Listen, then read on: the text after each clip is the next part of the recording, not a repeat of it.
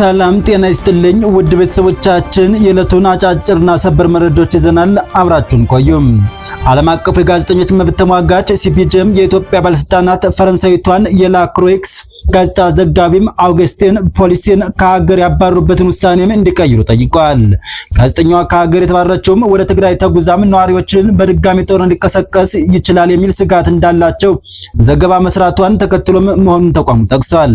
ውሳኔው ጋዜጠኛዋ ከትግራይ ሆና በመዘገቧ የበቀል እርምጃ ነው ያሉት በአፍሪካ የተቋሙ ዳይሬክተር አንጀል ኩታን ባለስልጣናት የጋዜጠኛዋን የስራና የመኖሪያ ፍቃድ በአስቸኳይ እንዲመልሱና ገለልተኛ ጋዜጠኞችን መቅጣት እንዲያቆሙም፣ ጋዜጠኛዋም የኢትዮጵያ መገናኛ ብዙሃን ባለስልጣን ጋዜጠኛዋ በአስቸኳይ ከትግራይ እንድትመለስ ካዛት በኋላም ከሀገር እንድትባረረችም የፈረንሳይ ዜና ወኪል ዘግቦ ነበር። ወደ ላኛው መረጃ ስናልፍ የኢትዮጵያ አየር መንገድ ዛሬ ወደ ደብረ ማርቆስ ከተማም የቅድመ ምረቃም በረራ መጀመሩ ታውቋል። ሆኖም አየር መንገዱ ወደ ደብረ ማርቆስ በሳምንት ስንት በረራዎችን እንደሚያደርግ ዛሬ ባወጣው መረጃም ይፋ አላደረገም። አየር መንገዱም ወደ አዲሱ የደብረ ማርቆስ አውሮፕላን ማረፊያም የመጀመሪያውን የሙከራ በረራም ያደረገውም ከ3 ሳምንት በፊት ነበር።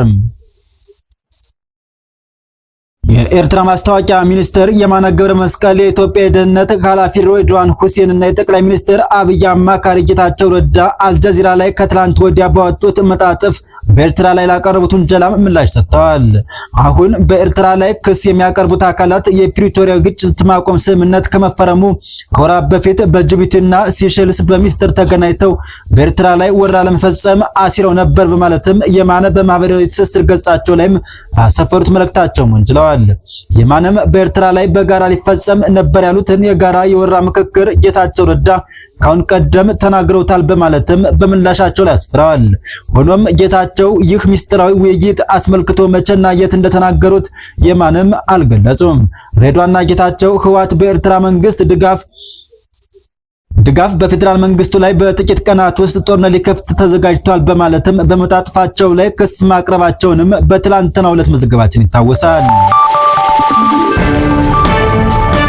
ሶማሊላንድ ታይዋን ውስጥ የከፈተችውን የዲፕሎማቲክ ቢሮም በይፋ ስራ ማስጀመሯ ታውቋል።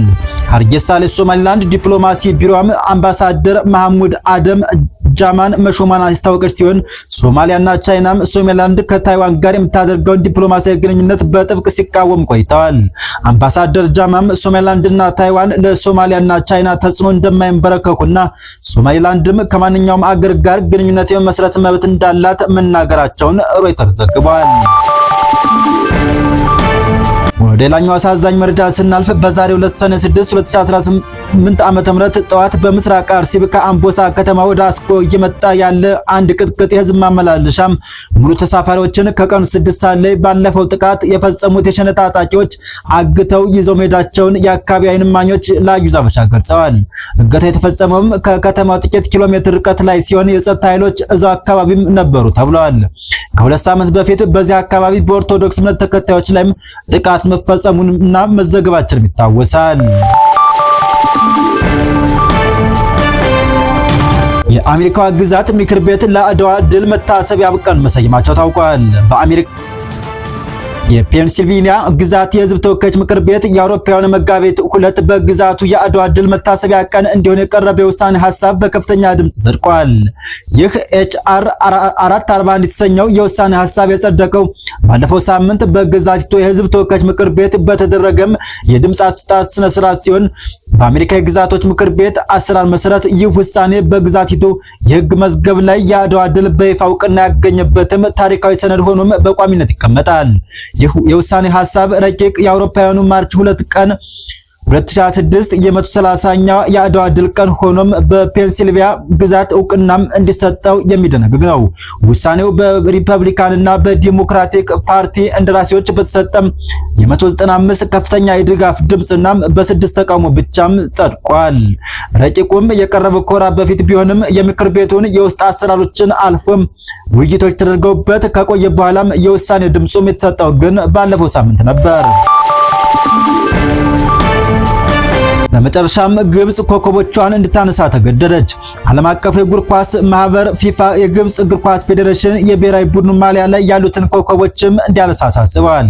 ፊፋ በውድድሩ ወቅት ማለትም በይፋ የዓለም ዋንጫ ላይ ኮከቦች የተፈቀዱት የዓለም ዋንጫን ላሸነፉ ሀገራት ብቻ መሆኑንም አጽንኦት ሰጥቶም ከዚህ በኋላም የግብጽ ብሔራዊ ቡድን ላይ ምንም አይነት የኮከብ ምልክት እንዳይታይና ምልክቶቹንም በአስቸኳይ እንድታጠፋም ፊፋ አስታውቋል።